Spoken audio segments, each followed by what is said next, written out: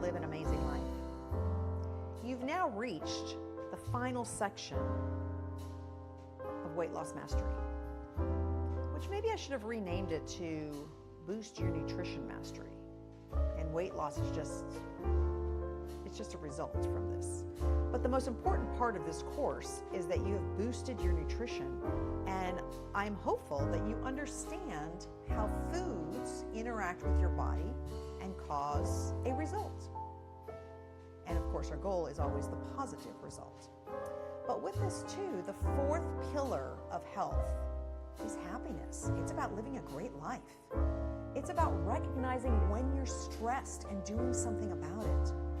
It's about laughing with your friends and recognize when you're in front of somebody that maybe doesn't make you feel warm and fuzzy inside.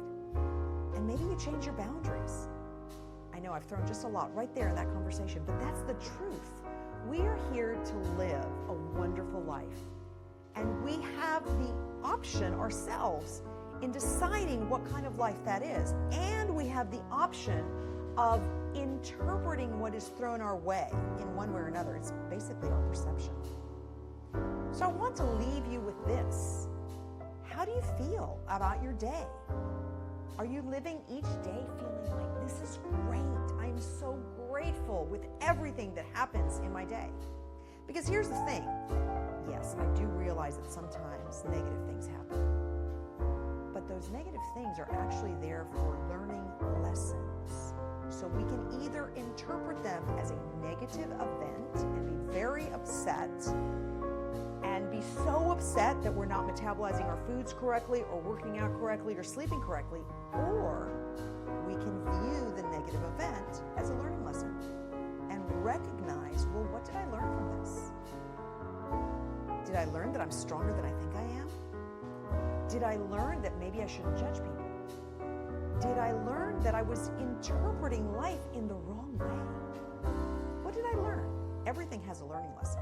And interestingly enough, they did a research study on negative events, and they said that if you really look deep into the negative event, there's 10% of something positive that you can find. I know it sounds a bit odd, but it's true. So the best example I can give you was the death of my father. That's a really negative event. And here's the thing, we have to dig deep for the positive, because as human beings, we gravitate towards the negative. And then we allow the negative to ruminate. So I had to force myself to figure out, okay, stop. I'm upset. This is a bad situation, but I know there's 10% of something positive. Where is it? And I searched and I looked and I found 10% of the positive. The positive is that I have now a great relationship with my stepmother. That was the 10% positive that I got out of that terrible, terrible event. And so what I did was I focused on that positive, which pulled me out of the negative. Not to say that I didn't grieve. I grieved. But I didn't grieve and create such upsetment that it took over my day, week, or month. Right? I recognized what transpired, but I worked on focusing on the positive.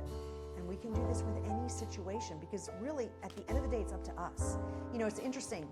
I had a friend who believed that other people would make him miserable. It was very interesting. He would blame his upsetment or his anger on so-and-so. He would blame his frustration on so-and-so. And I kept saying, listen, those people are not taking resentment, frustration, anger, and throwing it at you, and it's not sticking to you. It is your interpretation of the event or action or circumstance that happened. And you decided that you would be mad because of what was said or done. You chose that. You could have just said, they're a fool. I don't agree with them, and moved on. But you chose to absorb this anger and create the anger, because no one really threw you the anger. So you created the anger, you ruminated on it. Maybe you told a couple of people and they egged on the anger to make it worse. And so you chose to bring this onto yourself. And now, kind of bringing this all back to everything that I've just taught you in this entire course. If we're angry, upset, frustrated, stressed, we're not digesting our foods correctly. If we're not digesting our foods correctly, we're not bringing in the good nutrition we should be. If we are stressed, we're probably not sleeping correctly, which means that we're not allowing our body to physically and mentally repair the way it should, which now means our workouts aren't the best they should. And so now our overall health is not where it should be. And all because we chose to be angry, upset, frustrated, resentful, as opposed to being grateful that we're alive, grateful that we have wonderful health, grateful that things are happening around us. So one last thing here. You have a homework assignment. Every night, I want you to either write down or recite 5 things that you're grateful for. And here's where it gets tricky. Sometimes we have, a cruddy day. I get that. But what I'd like you to do is I want you to dig deep.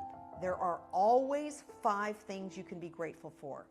I am grateful for the person who held the elevator open so that I could get into the elevator and make it to my appointment on time. That may sound like a really silly thing to be grateful for, but if I have to dig deep, that's a good thing. I am grateful for the person who held the door open when my arms were full of groceries and I couldn't get the door open to get inside. I'm grateful for that person. So I want you to dig deep every night.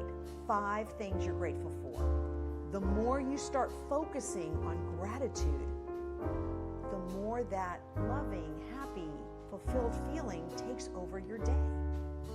And that is a huge piece of your health puzzle. So just absorb those thoughts, and I'll share more in a few